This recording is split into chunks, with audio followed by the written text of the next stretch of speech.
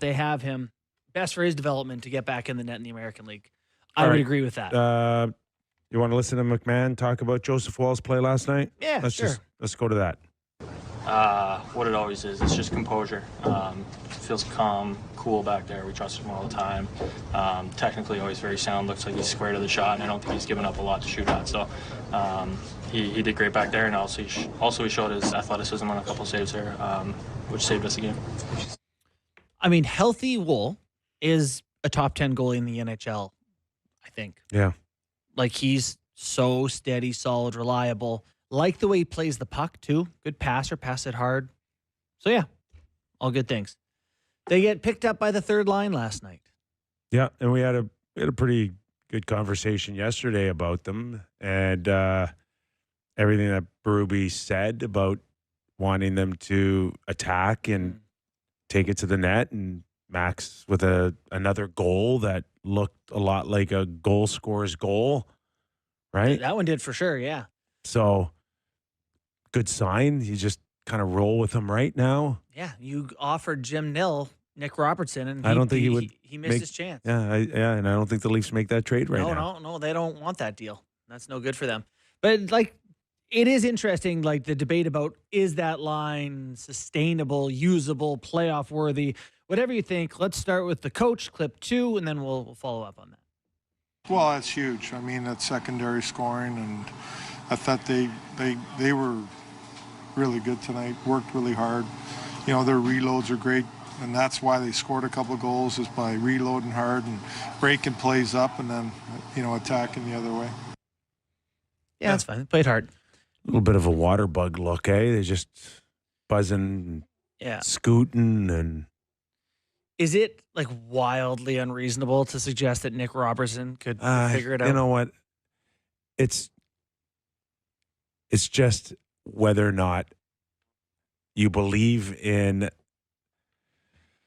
needing more size or you don't. Yeah. It's just it's a fine line. Like I still do every once in a while see him getting bounced out around a little bit. It's all you'll see that for his whole Right? career. And you will. And it's not like players like that can't succeed. Mhm. We've seen them. But it's just a matter of whether you believe that he can overcome it and still find ways to be a threat and create that energy that third lines need to create. I feel like he's one of the rare people where I want him to play less physical. I do not want him to think he's playing Craig Berube style hockey and run into people. I want him to play like Marner and Kane and Caulfield and small players who have a unique asset, in his case his shot, Yeah. and just don't engage in the stuff that's going to get him hurt and expose him. And Max Domi needs to, and McMahon can do that. So 2/3 of that lineup, or Yeah. Well, I mean, McMahon obviously is a physical presence. He can do it. Domi has some edge, some agitator. He knows how to play in traffic.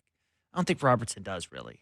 I think he has a coach that's like, we need you to do this. And it's like, I don't can know. they look like that playing 12 minutes, 14 minutes? Can Nick do that? I think Nick can. I can't help but think, like, let's say I'm covering the Leafs in round 1 and they're playing whoever in the first round. Whatever, pick a team. And Robertson's on the other team. It just feels like he's a guy, if he gets the puck in a dangerous area, you're worried about him. So, I don't know. I still, I said he could score 20. What's he at? 4? 3. 2 in a row, baby. Is that 3? Can he get hot? I think he can. Yeah. So are you turning a little bit more for Nick now? He's finding it a little bit. Yeah, I am. I think that there's still a chance he's a 15, 20 goal guy this year. Wow. Yeah. That's If he plays. what do we got? 50 games to go? Yeah. 50, under 50. Yeah, just Right? under. 48, Just 49, something like that. And you think he's got 15 goals in him? I do. I think he has 15 more goals to score this year. God, I hated saying that. It's okay. But I do think that. So there it is. Yeah, you called it at the beginning of the season. But here's the entertaining part. Am I in another front office somewhere? Dubas? But like, is there some version of me who looks at him and says, we could buy low on this guy and I think he has some scoring upside? How low? What's he worth to you now? If you're the Leafs right now and you think someone's been watching him the last 2 games, what do you want? Well, the only reason I would third consider rounder? him for a pick, A fourth rounder? No, third. But only reason I would consider him for a pick is that you would use that pick on whatever guy you're going to get at the deadline. You know, whatever you're talking about, a centerman or whatever. You know, you would.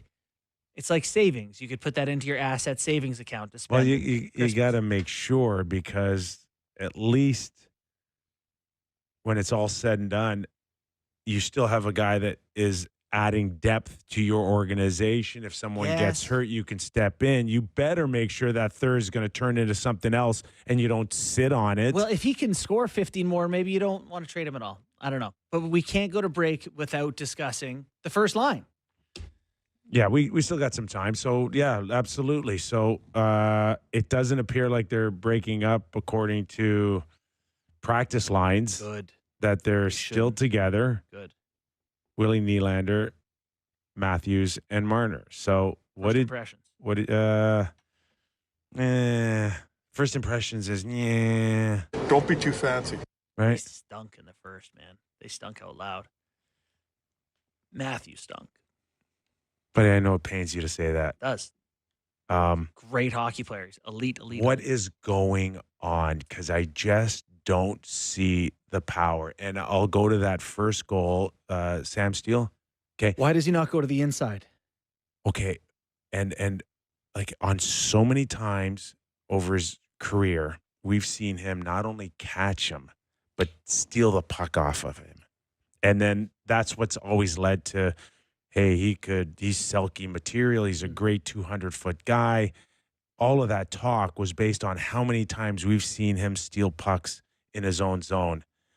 I saw none of that. Yeah, I thought he got better. I don't see the power and the oomph that we've seen in the past, and that's my first impressions of watching him. My thought last night. So it's like a miscommunication with McCabe. He's F3, and you know, if you're lively, you got a good pep in your step, like you just take the inside track, right, and try to use your big body, big frame, good stick, keep the steel to the outside. But I thought he wanted to lift the stick, kind of went behind him, kind of hoping to, and couldn't catch him. And that to me was just like, God, he doesn't have that nitrous, that burst of speed, or the whatever that I'm used to seeing.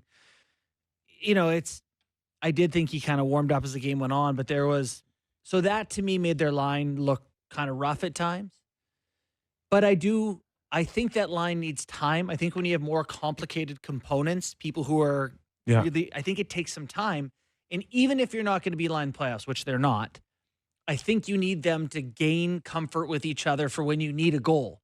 It's 3-2 in the third period, and they're going to throw them together. Let them get a few games of reps in December. And that third line bought them time for Willie to eventually shoot it in the net. But, like, you know, it is their elite talent that they score. Marner makes a great stretch pass. Matthews floats a little sauce. Nylander tucks it in. Yeah. Bob's your uncle. Yeah. You know, they can do that. But I do think they could use a little time to just figure out what's it like, where do these guys like to go, because they're going to be out there chasing games in the playoffs. Is there a real chance now that we look at Matthews and go, whatever was bothering him, whatever kept him out for 9 games is still there? That's my concern. That's my concern, is that he went and got magic potion injected into his vertebrae or whatever happened. We have no idea. But whatever happened, and now it's like, I'm not better. And that's my worry. Not about December or January, but like, what do we need to do here to get the Matthews that we know he can be by April? If that includes not playing for a month here, so be it. But Leafs facing center crisis amid injuries, eyeing trade market for solutions. As the Toronto Maple Leafs battle through a growing injury list and a suspension, their lack of depth at the center position has become a glaring issue. According to Sportsnet's Elliotte Friedman in his latest 32 Thoughts article, the Leafs are among the teams exploring trade options to bolster their lineup. This effort is coming amid increasing competition from teams like the Chicago Blackhawks and Nashville Predators, who have also set their sights on improving their center depth. Friedman didn't mince words about the Leafs' predicament. The teams currently focusing on centers, including Chicago and Nashville, must consider when others will enter the market. Toronto will undoubtedly be one of those teams, he wrote. While the Blackhawks and Predators may have an edge in terms of cap space and assets, the Leafs remain a team to watch as the season progresses. The Leafs situation is urgent, with up to 7 forwards currently unavailable due to injury or suspension. Ryan Reeves is serving a 5-game suspension, while key players like Auston Matthews, upper body, Matthew Knies, upper body, Kaje Jarnkrok, groin/sports hernia, David Kampf, lower body, Max Domi, lower body, and Max Pacioretty, lower body, are all sidelined. The team has even considered temporarily shifting Mitch Marner to the center position, highlighting the severity of their depth issues. This isn't just a short-term concern for the Leafs. Depth at center has been a persistent challenge for the team, and while stopgap solutions like Marner could help in the interim, the front office appears keen to explore longer-term fixes. For fans of the blue and white, this has been a recurring theme. The Leafs' center depth often becomes a problem at the worst possible times.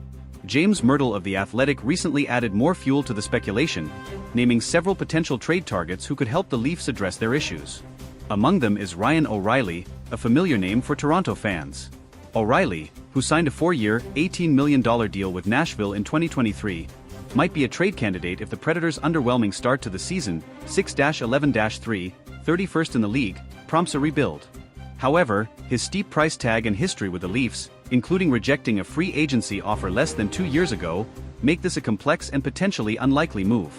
Other names mentioned by Myrtle include former Leaf Nazem Kadri, currently with Calgary, as well as players like Michael Granlund, Nick Jugstad, Brock Nelson, Yanni Gourde, Trent Frederick, Radek Faksa, and Sean Kuraly. While some of these options seem more plausible than others, it's clear that general manager Brad Treliving will need to get creative to find the right piece without mortgaging the team's future. Cap space remains one of the biggest obstacles for the Leafs. Unlike teams like Chicago and Nashville, which have more flexibility and assets, Toronto is walking a financial tightrope.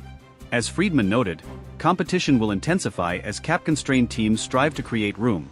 For the Leafs, that could mean waiting for the market to develop further, a risky move given their current needs. The situation also highlights the Leafs' ongoing struggle to build a roster that can withstand the grueling nature of an NHL season. Injuries are an inevitability in hockey, but Toronto's current predicament underscores the importance of depth, a quality the team has struggled to consistently maintain. Looking back on recent years, the Leafs have often leaned heavily on their star players, particularly Matthews, Marner, and William Nylander. While these players have delivered in spades, the lack of reliable depth options has left the team vulnerable in critical moments. The current crisis at center is merely the latest example of this recurring issue. Some fans have called for more aggressive moves from Treliving, arguing that now is the time to strike while the team's core is in its prime. Others, however, are more cautious, pointing to the dangers of overpaying for short-term fixes. Striking the right balance will be key, especially as the Leafs aim to keep their championship window open. Despite the challenges, there's no denying that Toronto has the talent to be a contender, provided they can patch up their lineup. The ongoing rumors and speculation surrounding potential trades show that the Leafs are at least exploring every avenue to strengthen their roster. For fans of the blue and white, this moment feels like a pivotal point in the season. With a lineup ravaged by injuries and a tough schedule ahead, the Leafs must act decisively to avoid falling behind in the standings. The addition of a dependable center could be the difference between weathering the storm or watching another season slip away. Whether it's O'Reilly, Kadri, or another surprise name, one thing is certain: the Leafs are under pressure to deliver. And for a fan base as passionate and loyal as Toronto's, there's no room for excuses. The time to act is now, and Leafs Nation is watching closely. As the trade deadline approaches, the stakes couldn't be higher. Will Treliving pull off a move that solidifies the Leafs' status as a contender, or will the search for center depth become yet another chapter in the team's long history of what-ifs? Only time will tell, but one thing's for sure: it's never boring in Leafs land. As the Maple Leafs navigate this critical juncture, their fan base remains as vocal as ever. Toronto is a city that breathes hockey, and the pressure on Brad Treliving to make the right moves is immense. Every decision he makes, or doesn't make, will be scrutinized, from talk radio to social media, where Leafs Nation is already debating the merits of the various names being floated as potential trade targets. Among the louder debates is whether the team should prioritize a high-profile acquisition like Ryan O'Reilly or Nazem Kadri, or focus on a lower-cost, reliable center who can fill a supporting role without costing too many future assets. While O'Reilly's leadership and playoff experience make him an attractive option, his contract and recent history with the Leafs add layers of complexity to any potential reunion. Similarly, Kadri's gritty, two-way playstyle remains a fan favorite, but his cap hit and availability might render him an unrealistic target. Another factor complicating the Leafs situation is their tight salary cap. While Chicago and Nashville can make moves with relative ease due to their financial flexibility, Toronto must navigate a labyrinth of constraints to make any trade work. This likely means including salary retention or moving existing contracts to make room, which could drive up the cost of any potential deal. The question then becomes, how much are the Leafs willing to sacrifice to address their immediate needs?